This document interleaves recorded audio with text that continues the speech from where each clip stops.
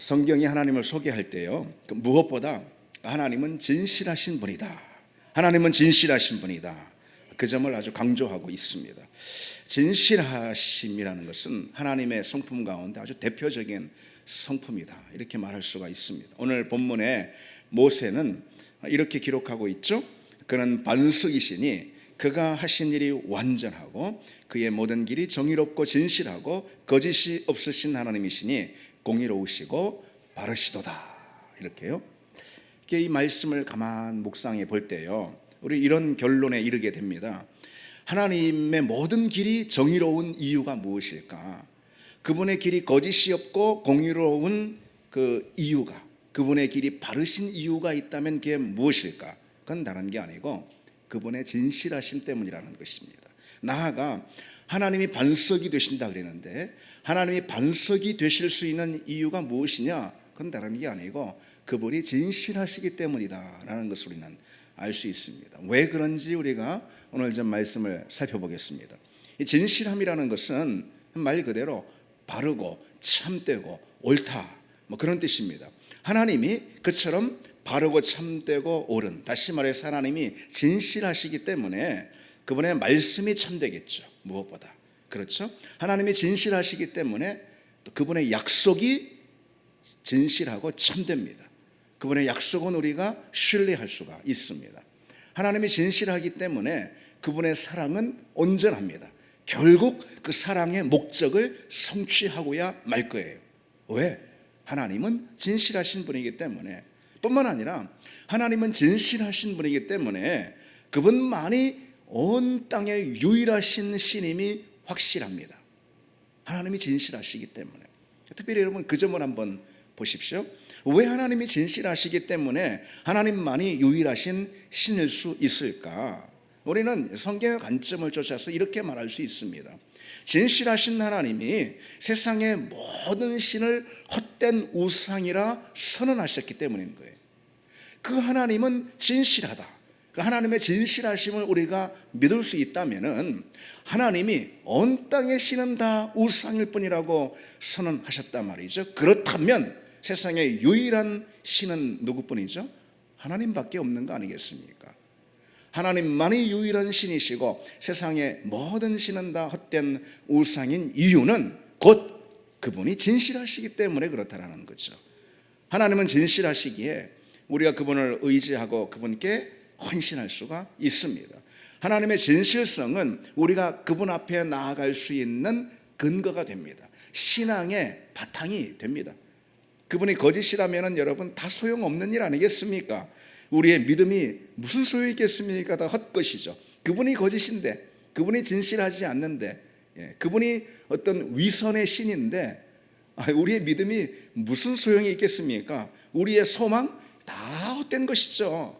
하나님이 진실하시기 때문에 그분이 보내신 아들 예수 그리스도의 구원도 참된 구원이 될 수가 있는 거죠. 하나님이 거짓이라면 그리스도도 거짓이고 예수를 믿는 우리의 믿음도, 예수로 인한 우리의 모든 소망도 다 허상이고 망상일 뿐입니다. 우리 신앙의 가장 근거가 되는, 바탕이 되는 것은 하나님은 진실하시다, 바로 그것입니다. 하나님이 진실하시다. 여기서 우리는 어떤 것보다도 이 점을 중요하게 여겨야 합니다. 하나님의 그 말씀은 진실하다. 하나님은 진실하신데 무엇이 진실하신가? 그분의 말씀이 진실하다. 시편 33편 4절에 이렇게 선언합니다. 여호와의 말씀은 정직하며 그가 행하시는 일은 다 진실하시도다. 하나님의 말씀은 진실해요. 그렇기 때문에 그분의 말씀은 곧 그분의 행함이 됩니다. 그분의 말씀은 곧 현실이 되고 그리고 우리 앞에 나타나는 실제가 됩니다. 우리는 말 따로 그리고 행하는 것 따로인 그런 존재입니다. 그러나 하나님께는 절대로 그런 일이 있을 수가 없어요. 그분의 말씀에는 진실함이 있기 때문에 그렇습니다. 그분의 말씀이 진실하기 때문에 그분의 말씀을 통해서 그분이 얼마나 진실하신 분인지 우리는 확인할 수가 있는 것이고, 하나님이 행하시는 모든 행함은 곧 우리 삶의 모든 자리에서 현실로 나타난다라는 신뢰를 우리가 비로소 가질 수가 있습니다. 다윗은 하나님의 말씀이 다 진실하심을 믿었어요. 그랬기 때문에요, 다윗이 이제 이렇게 노래하는 대목이 있습니다. 하나님의 도는 완전하고 여호와의 말씀은 진실하니 그는 자기에게 피하는 모든 자의 방패가 되시는도다. 사무엘하 22장에 다윗이 여러분 그 힘든 광야에서도 소망을 잃지 않을 수 있었던 이유가 무엇일까요? 하나님의 말씀은 진실하다. 하나님이 다윗에게 주신 말씀이 있죠. 당연히 있죠. 그것이 시편의 곳곳에서 고백되어 나오지 않습니까? 하나님이 다윗에게 주신 말씀이 있어요. 무엇보다도 하나님께서 다윗을 먼저 기름 부어 왕으로 세우셨잖아요. 그렇죠. 그것이 하나님의 말씀 아니겠어요? 다윗은 그 말씀이 진실하다, 그 말씀엔 절대로 거짓이 없다, 변개가 없다, 그 말씀은 참으로 진실하다, 이것을 믿었어요. 그래서 내 상황이 지금 광야의 한복판에 있다 하더라도, 깊은 골짜기 가운데 있다 하더라도 다윗이 소망을 놓지 않을 수 있었던 이유가 바로 거기에 있는 거죠. 하나님이 진실하신 분이기 때문에 사울의 칼을 피해 도망하는 그 두려운 순간에도 두려움에 떨지 않고 여전히 하나님을 방패로 믿을 수 있었던 이유가 무엇이죠? 하나님은 진실하신 분이다. 특히 그분의 말씀, 그분의 약속은 진실하다. 다윗이 그것을 믿었기 때문에 어떤 위협의 자리에서도 다윗은 안심할 수가 있었던 거죠. 하나님의 말씀을 믿는 신뢰, 여러분 이것이 믿음입니다. 믿음은 다른 게 아니에요. 하나님의 말씀을 믿는 신뢰, 그것이 믿음입니다. 말씀이 진실하니까 그분의 약속도 또한 진실하죠. 약속이 곧 말씀이잖아요. 그러니까 하나님이 구원을 약속하시면 어떻습니까? 반드시 그 구원이 이루어진다. 아멘. 하나님이 다시 오시리라 오늘 마라나타 찬양했잖아요. 약속하셨죠. 하나님의 약속이에요. 진실하신 하나님의 약속. 하나님의 그 약속은 결코 변치 않고 신실합니다. 그 약속은 진실합니다. 참됩니다. 따라서 하나님이 다시 오시마 약속하셨다면 그 약속은 어떻게 해요? 반드시 성취됨을 믿습니다. 하나님은 오늘도 우리에게 오고 또 오고 계시는 주님을 믿습니다. 오늘 우리에게 다가오십니다. 우리는 그래서 반드시 그 하나님을 만나는 그 마지막 때를 우리 모두가 다 마주하게 될 것이죠. 사람들이 하는 말, 그건 다 변할 수가 있습니다. 세상이 하는 소리 다 헛되이 사라질 수가 있습니다.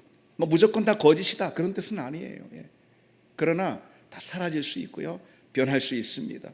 그러니 여러분, 세상이 뭔가를 우리한테 장담한다면 그다 믿을 수가 있는 것이 아닙니다.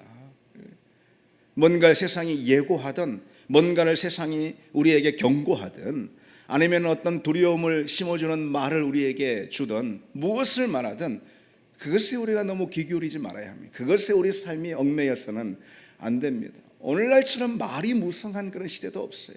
신문만 해도 막 수십 개, 이 신문에서 이 소리하고 저 매체에서 저 소리하고, 이런 SNS에서 사람들이 또 이 말하고 또 저런 데서 또 저 말하고, 말이 넘치는 말의 홍수의 시대에 삽니다. 그래서 뭐 이런 사람은 또 이렇게 예고를 하고 저런 사람은 저렇게 예고를 하고, 말들이 무성합니다. 그 말을 들을 때 우리는 어떻게 살아야 합니까? 어떤 말을 붙들고 살아야 합니까? 어디에 귀를 기울이고 어떻게 방향을 잡고 우리는 살아야 합니까? 당최 알 수가 없습니다. 그러나 알 수 있는 사실 하나는 있어요. 분명한 사실 하나는 있습니다. 세상의 말은 다 진실하지 못한 말이에요.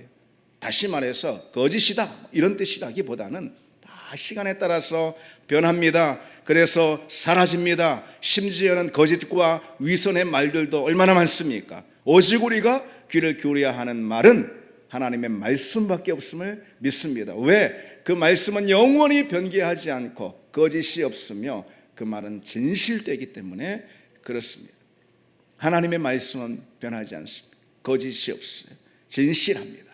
우리는 이 사실만 붙드는 우리가 되어서 오직 우리의 모든 마음을, 우리의 모든 귀를, 우리의 모든 삶을 그 말씀에 맞춰서 그 말씀만 내가 듣겠습니다. 그 진실한 하나님의 말씀을 듣고 사는 그 사람의 삶이 진실되지 않겠습니까? 거짓의 말, 변하는 말을 늘 듣고 거기에 귀를 기울이는 사람은 그 사람이 거짓된 인생이 될 수밖에 없고, 그 인생이 늘 변하는 인생, 그래서 시간에 따라서 사라지는 그런 인생이 될 수밖에 없는 거죠. 우리 인생을 변하지 않는 하나님의 말씀 그 기초에 놓을 때 우리 인생도 진실한 인생이 될 줄 믿습니다. 하나님은 진실하신 분이다 라고 말할 때 그분의 말씀이 진실하다. 또 하나 우리가 중요하게 붙들어야 할 것은 그분의 사랑은 진실하다. 그분의 사랑은 진실하다. 아멘. 성경에 가장 강조하는 하나님의 성품은요, 단연 인애입니다. 인애 또는 인자. 이게 이제 히브리어로 헤세드라는 그런 단어입니다. 헤세드. 사랑이에요, 사랑.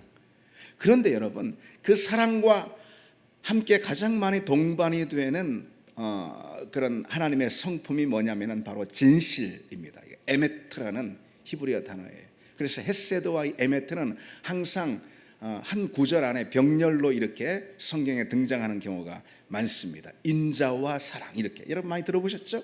인자와 사랑.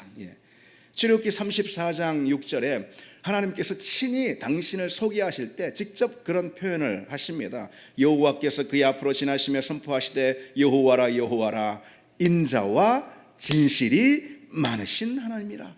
인자와 진실이 많은 하나님이라. 인자와 진실이 많은 하나님. 어떤 뜻일까요? 하나님은 우리를 사랑하시는 분인데 진실이 그 사랑을 뒷받침해 준다 이 말이에요. 다시 말해서 하나님의 사랑은 변치 않는 사랑이라는 거예요. 하나님의 사랑은 거짓이 없는 사랑이라는 것입니다. 하나님의 사랑은 완전한 사랑이라는 그런 뜻입니다. 그래서 인자와 진실이라고 이렇게, 사랑이라고 다 되는 것은 아니라는 거죠. 사랑도 변하는 사랑이 있습니다. 심지어 사랑처럼 보이는 그런 위선과 거짓의 태도도, 그런 마음도, 그런 애착 같은 것도 있습니다. 사랑을 사랑되게 하는 것이 있어야 해요. 사랑을 사랑되게 하는 것. 사랑이면 다가 아니에요. 사랑을 사랑되게 하는 것이 무엇입니까? 진실입니다. 진실. 진실함의 중요성이 거기에 있는 것이고, 그래서 성경은 하나님의 사랑을 소개할 때 반드시 사랑과 그리고 진실, 인자와 진실 이렇게 소개하고 있습니다. 성경 인물들 역시요, 그와 같은 하나님의 사랑, 다시 말해서 진실에 기반한 하나님의 사랑을 만난 우리 성경의 인물들이 이렇게 고백하고 있는 대목들이 많아요. 시편 86편에 주여 주는 인자와 진실이 풍성하신 하나님이니다. 만났으니까 그런 거 아니겠어요? 그렇죠? 그냥 누구한테 들어서 배워서 그런 게 아니잖아요. 이렇게 고백하는 게 아니잖아요. 그런 하나님을 만났어요. 하나님이 나를 사랑하시는데 그 사랑이 정말로 진실하다. 그런 하나님의 사랑을 만난 거죠. 시편 117편 2절에도 우리에게 향하신 여호와의 인자하심이 크시고 여호와의 진실하심이 영원함이로다. 아멘. 너무 잘하는 말씀이잖아요. 하나님의 인자하심이 크시고 그것으로 만족이 되는, 충분히 설명이 되는 하나님이 아니라는 거예요. 그렇게만 설명할 수 없어요. 하나님의 사랑을. 그 다음 구절이 꼭 있어야 돼요. 하나님의 인자하심이 크시고 그 다음에 여호와의 진실하심이 영원함이로다. 이 여호와의 영원하신 진실하심이 있죠. 이 진실하심이 하나님의 사랑을 하나님의 사랑되게 만든다라는 이런 뜻입니다. 하나님은 오늘 우리에게도 그런 분으로 진실한 사랑으로 다가오시는 그런 하나님인 줄 믿습니다. 그 하나님의 사랑을 경험해야 진짜 사랑을 경험하는 거예요. 그 누구의 사랑이 아닌, 그 누구의 사랑이라 해도 그 사랑은 변하는 사랑이 될 수 있고 헛되는 사랑이 될 수 있고 사라지는 사랑이 될 수 있고 결국은 우리를 실망시키는 사랑이 될 수도 있습니다. 우리가 가까운 사람의 사랑이라 하더라도 왜? 우리는 하나님만큼 진실한 존재는 아니거든. 정말로 진실하신 하나님, 온전히 진실하신 그 하나님, 그 하나님이 우리에게 주는 사랑, 그 사랑을 경험할 때 그야말로 진짜 사랑을 만났다 이렇게 말할 수 있는 것이고, 시편 기자처럼 여호와의 인자하심이 크시고 여호와의 진실하심이 영원함이로다 이 노래를 할 수가 있습니다. 우리도 그런 고백을 하는 주님의 종들로 불러주심을 믿습니다. 그분의 사랑이 얼마나 진실한 사랑인지 여러분 가장 분명하게 그분이 우리에게 확인시켜 주신 사건이 무엇이죠? 무엇이죠? 십자가죠. 당연히 십자가. 하나님은 당신의 사랑이 얼마나 참되고 얼마나 진실한지 다른 데가 아닌 십자가에서 입증해 주셨습니다. 그렇다면 여러분, 하나님은 사랑도 사랑이지만은 그분은 사랑에 집중하시는 분이에요. 사랑을 성취하시기 위해 힘쓰시는 분이에요. 그런데 사랑도 사랑이지만은 그분이 진실함에 대해서 얼마나 집중하시는지 우리는 기억할 수 있는 것입니다. 왜?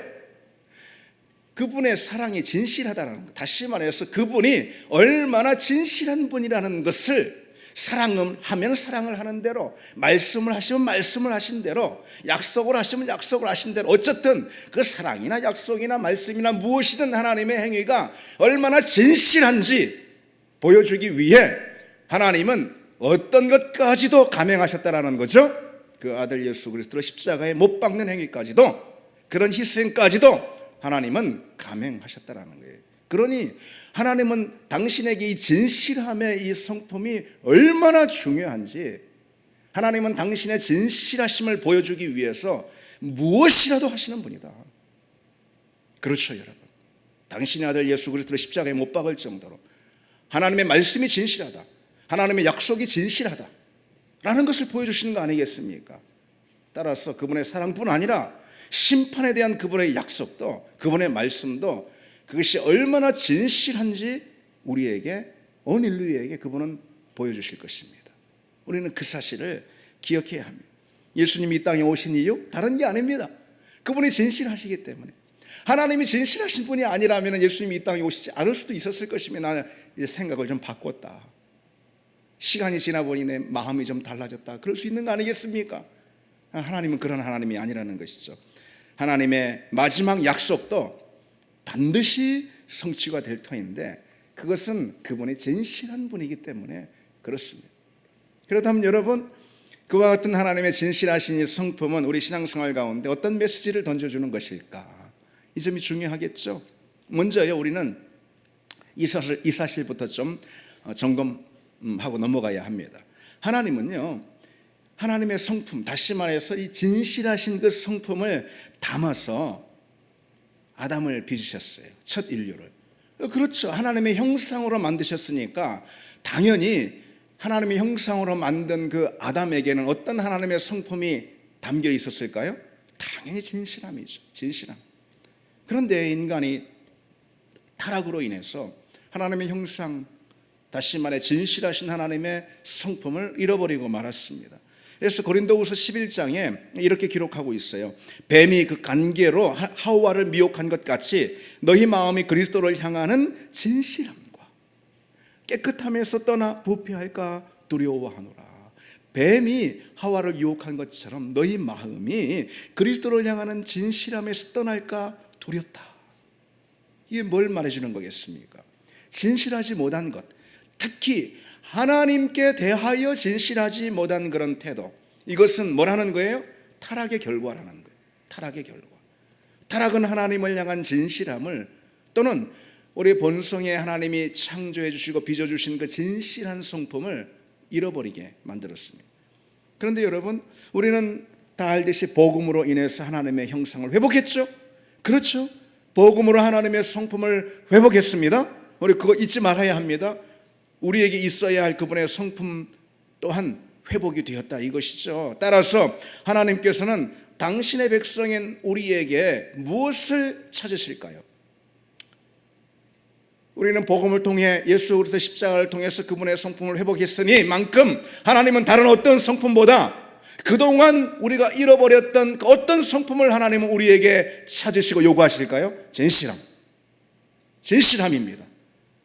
에스겔 18장 9절에 내 율례를 따르며 내 규례를 지켜 진실하게 행할진대 그는 의인이니 반드시 살리라, 이렇게 말씀하고 있어요. 잠언 12장 22절에도요 거짓 입술은 여호와께 미움을 받아도 진실하게 행하는 자는 그의 기뻐하심을 받느니라. 하나님은 우리에게 진실한 성품을 찾으시고 요구하십니다. 에베소서 5장 9절에도요 너희가 전에는 어둠이더니 이제는 주 안에서 빛이라. 타락으로 인해서 전에는 어둠 가운데 있었는데 구원으로 인해서 이제는 그리스도의 빛 가운데 있게 되었다. 빛의 자녀들처럼 행하라 라고 한 다음에요 뭘 말씀하고 있냐면 빛의 열매는 모든 착함과 의로움과 그 다음에요 진실함에 있느니라. 진실함에 있느니라. 하나님은 우리에게 진실함을 찾으시는 분이라는 거예요. 전에는 어둠 가운데 있을 때 빛의 열매를 맺을 수 없었고, 따라서 우리는 진실함을 가질 수 없었어요. 우리에게는 늘 거짓이 가득했습니다. 그러나 이제 우리가 하나님의 자녀, 그분의 종이 된 이상 하나님이 우리에게 그 무엇보다도 진실함을 우리 마음 가운데서도, 우리 입술 가운데서도, 우리 삶의 모든 자리에서도, 우리의 기도회 자리에서도, 예배회 자리에서도, 어디에서도 하나님은 무엇보다 진실함을 찾으시는 분이라는 거예요. 성경은 우리 신앙에 대해서요, 진실함을 강조할 수밖에 없는 것입니다. 그래서 성경에서 진실하다라는 거, 이거는 아까도 말씀드렸듯이 말 그대로 거짓이 없고 정직한 그런 마음의 태도, 참된 마음의 태도를 말하는 것입니다. 위선과 허위가 없으며 바르고 정직해서 믿을 만한 그런 신앙, 하나님 보실 때 믿을 만한 것으로 인정되는 그런 신앙을 말하는 거예요. 여러분 신앙생활 가운데 그보다 더 중요한 태도가 어디 있겠습니까? 어디 있겠습니까? 그럼 우리가 한 걸음 더 들어가서요, 좀 실제적으로 어떤 신앙이 진실한 신앙일까? 어떤 신앙이 진실한 신앙일까? 두 가지만, 사실 이 두 가지가 같은 건데요, 두 가지만 보시면은, 첫 번째로 이 진실한 신앙은요, 외식하지 않는 신앙이에요. 외식이 없는 신앙이 진실한 신앙입니다. 이 성경에서 이 외식이라는 단어, 휘포크리테스라는 헬라어인데, 이거는 연극이란 뜻입니다. 연극, 위선에 빠지다, 연극. 주님은 복음서에서 여러분 겉만 번지르한 어떤 믿음을, 신앙을 연극하는 그런 태도 아니겠어요? 바른 신앙인인 것처럼 그런 바리새인들을 얼마나 신랄하게 비판했습니까? 여러분, 바리새인들이 주님의 책망을 그토록 많이 받았던 거, 그거는 다른 데 있지 않아요. 다른 어떤 것보다도 이들이 외식했기 때문에 그래요. 직설적으로 말씀하시잖아요. 외식하는 자들이라고. 그렇죠? 그들이 그렇게 주님의 책망을 받으신 이유는 외식 때문입니다. 다른 건 그래 다 괜찮았어요. 근데 외식, 사실 그 하나가 그들의 모든 신앙도 인격도 싹 무너뜨리는 것이죠. 실은. 그러니까 주님은 진실하지 못한 신앙 참지 못하십니다. 다시 말해서 외식하는 신앙은 주님 참아내지 못하십니다. 외식이란 위선적인 행위, 겉과 속이 다른 태도인데, 주님이 바리새인들의 외식을 그토록 신랄하게 비판하셨다면 그 이유가 무엇일까? 꼭 그 시대, 그 역사 가운데 있었던 그 사람들을 향한 비판에 그친 것일까요? 주님이 그들을 비판하신 목적이 아니죠. 얼마든지 그런 외식하는 신앙이 교회의 역사 가운데 반복될 수 있음을 아시기에 그토록 바리새인들의 외식에 집중해서 바리새인들을 비판하셨죠. 여러분 복음서에 보시면 다 잘 아시잖아요. 꼭 욕먹는 사람이 누구예요? 주님한테 욕먹는 사람이 누구만 나옵니까? 바리새인들이잖아요. 그들이 왜 이렇게 욕을 먹습니까? 다른 거 아니에요. 외식하는 것 때문에. 주님은 외식을 도무지 참아내지 못하시는 그런 분이라는 걸 알 수가 있죠. 왜? 주님은 진실하신 분이니까 그렇습니다. 그 안에 진실이 담겨 있기 때문에. 그리고 그들을 그렇게 비판하신 이유는 유독 역사의 한 자리 가운데 있었던 그들을 향한 비판이라기보다도 오고 오는 시대의 신앙의 역사 가운데 얼마든지 그런 외식하는 그런 사람들이 양산이 될 수 있기 때문에 보란듯이 그들을 그렇게 책망하시고 또 우리에게 그걸 보여주시는 것이죠. 거룩한 척, 착한 척, 신앙생활 잘하는 척. 여러분 신앙생활 오래 하거나 또 이렇게 직분을 받거나 집사가 되고 권사가 되고 또 안수집사가 되고 또 뭐 장로나 목사가 되고 그러면서 제일 많이 배우는 게 무엇인지 아십니까? 저 하는 건 너무 잘하게 배우는. 기도도 거룩한 척 너무 잘하게. 남들 볼 때 뭐 중심을 모르니까 다 모르는 것이죠. 아이고 저거 훌륭한 신앙이. 그런 건 참 잘 배워요. 5년 10년 신앙생활하면 그거 얼마나 잘 느는지 몰라요. 여러분 애들 공부하잖아요. 학교에서. 그래서 초등학교 애들은요, 여러분 공부 안 하는 티가 탁 나요. 뭐 내 학교 가서 보진 않았지만 뭐 다 그럴 것 같아. 우리 애들 키우다 보면은 거짓말하는 게 탁 티가 나. 애들은. 그러다가 이제 애들 공부할 때 중학교, 고등학교 올라가면은 우리 큰애처럼 고등학생 정도 되면은요, 제일 잘하는 게 뭔지 아십니까? 공부하는 척. 선생님이 봐도 바로 옆에서 봐도 몰라. 공부하는 것 같아 보여. 그 신용을 그렇게 잘하게 된다 이 말이죠. 학교 생활 오래 하다 보면 신앙생활도 역시 마찬가지입니다. 우리가 느는 것은 거룩한 척, 다시 말해서 외식하는 이 신앙이 우리에게 늘고 있지 않는가?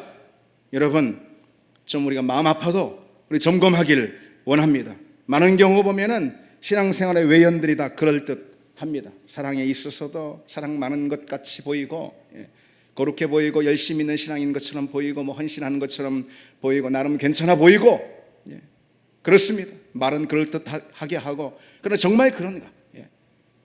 그 속에 나 자신도 속고 있을 만큼 오래되어서 완전히 굳어진 그런 거짓된 자아의 모습들은 없는가 말이죠. 우리는 이미 습관이 된 그런 거짓된 모습, 그래서 나 자신도 쉽게 캐치하지 못하는 그런 외식의 모습들이 우리에게 있다면 우리는 철저히 그것을 부수어야 합니다. 왜? 주님이 가장 싫어하시는 것이 그런 외식이기 때문에. 그렇다면 주님의 책망을 오늘 받을 사람이 있다면 사실 그 누구보다도 신앙생활 오래한 목사인 저와 같은 사람, 그리고 여러분들 같은 사람들 아니겠습니까? 이 시간 다시 점검하기를 원합니다. 둘째로, 진실한 신앙은 어떤 신앙이냐? 외식하지 않는 신앙이라 말씀드렸고, 또 하나는 실천하는 신앙. 진실한 신앙 그 반대인 거예요. 실천하는 신앙. 요한일서 3장에 자녀들아 우리가 말과 혀로만 사랑하지 말고 행함과 진실함으로 하자. 행함과 진실함으로 하자 그랬어요. 사랑은 진실함으로 해야 합니다. 아무리 사랑이라 해도 거짓된 가짜 사랑이 있을 수 있기 때문이죠. 사랑이라고 다가 아니라, 아까도 말씀드렸듯이. 그런데 비단 사랑뿐이겠습니까? 사랑뿐 아니라 모든 우리 신앙생활은 진실함으로 해야 합니다. 진실함이 우리 신앙생활의 바탕이 돼야 하는 거죠. 행함과 진실함으로 하라라고 한 이유가 거기에 있는 것입니다.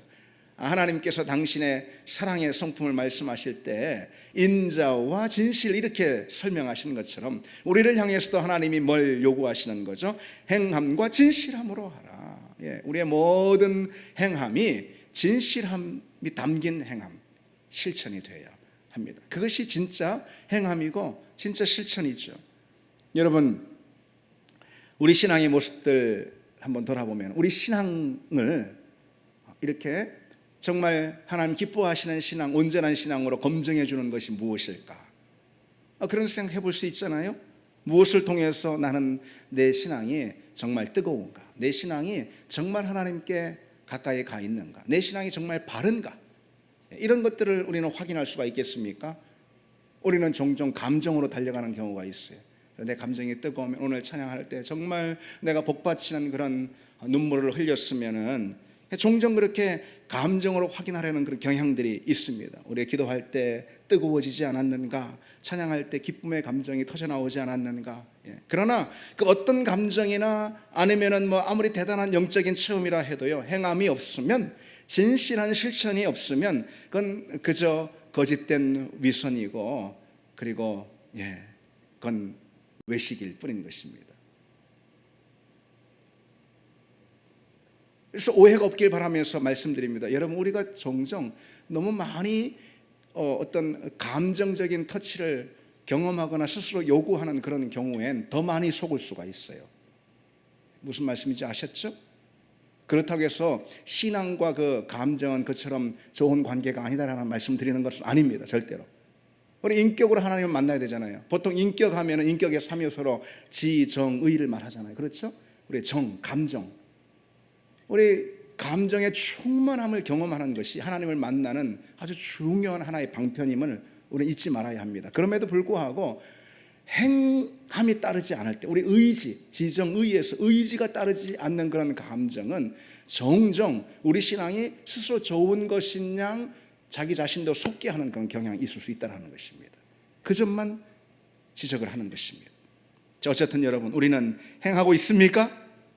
행하고 있습니까, 여러분? 우리의 행함은 우리가 가지고 있는 그리스도인이라는 이름에 걸맞는가? 이것을 봐야 하면, 그리스도의 자녀, 주님의 자녀라는 그 이름에 걸맞는가? 우리의 행함은 우리가 가지고 있는 직분에 정말 걸맞는 그런 행함, 그런 실천이 되고 있는가라는 말이죠. 집사나 권사나 목사나, 여러분, 이 얼마나 영광스러운 직분입니까?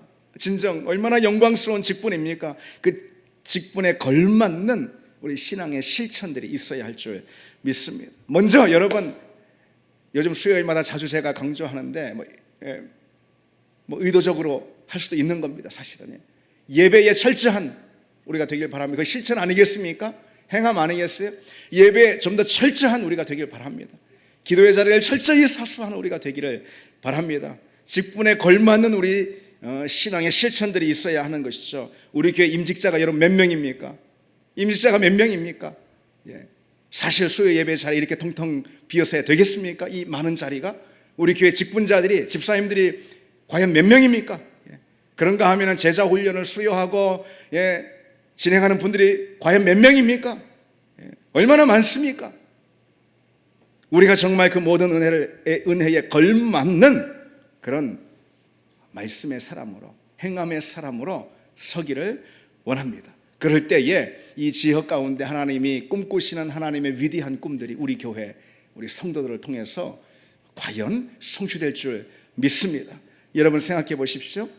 하나님이 우리를 이곳에 보내신 이유가 무엇일까? 저는 이번 8월 한 달간 정말 그 생각에 많이 집중하고 또 새벽마다 그 점을 놓고 기도하고 있습니다. 여러분도 다시 한번 상기하시길 원합니다.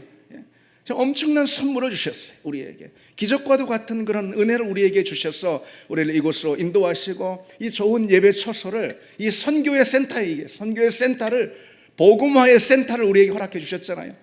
그랬잖아요. 우리가 얼마나 가슴 뛰었습니까? 얼마나 우리가 기대가 많았습니까? 얼마나 우리가 많은 각오와 다부진 그런 결심들을 했습니까? 여러분 하셨죠? 다시 한번 우리가 기억하기를 원합니다. 하나님께서 그런 놀라우신 은혜로 우리를 이 자리에 불러주셨어요. 그 이유는 다른 게 아니죠. 이 넓은 자리에서 넉넉하게 우리가 이 자리에 예배드리려고 그런 게 아니잖아요. 우리만 편하려고 그런 게 아니잖아요.